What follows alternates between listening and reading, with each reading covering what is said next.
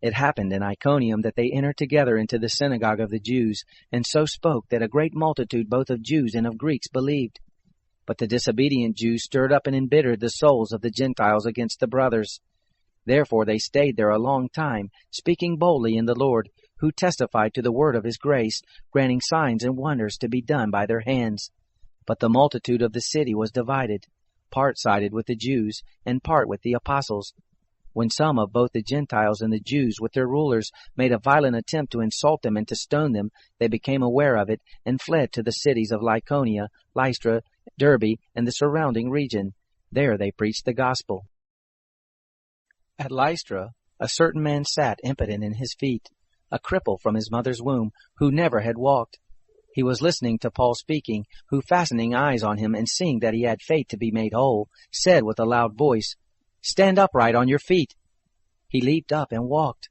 When the multitude saw what Paul had done, they lifted up their voice, saying in the language of Lycaonia, "The gods have come down to us in the likeness of men." They called Barnabas Jupiter, and Paul Mercury, because he was the chief speaker.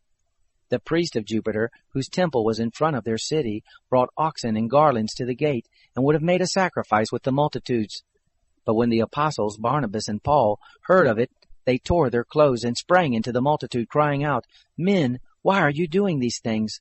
We also are men of like passions with you, and bring you good news, that you should turn from these vain things to the living God, who made the sky and the earth and the sea, and all that is in them, who in the generations gone by allowed all the nations to walk in their own ways. Yet he didn't leave himself without witness, and that he did good, and gave you rains from the sky and fruitful seasons, filling our hearts with food and gladness."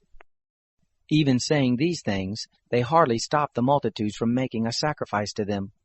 But some Jews from Antioch and Iconium came there, and having persuaded the multitudes, they stoned Paul and dragged him out of the city, supposing that he was dead. But as the disciples stood around him, he rose up and entered into the city. On the next day he went out with Barnabas to Derbe. When they had preached the gospel to that city, and had made many disciples, they returned to Lystra, Iconium, and Antioch, confirming the souls of the disciples, exhorting them to continue in the faith, and that through many afflictions we must enter into the kingdom of God. When they had appointed elders for them in every assembly, and had prayed with fasting, they commended them to the Lord, on whom they had believed. They passed through Pisidia and came to Pamphylia. When they had spoken the word in Perga, they went down to Attalia.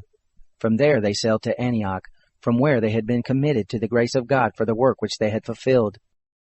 When they had arrived and had gathered the assembly together, they reported all the things that God had done with them, and that he had opened a door of faith to the Gentiles. They stayed there with the disciples for a long time.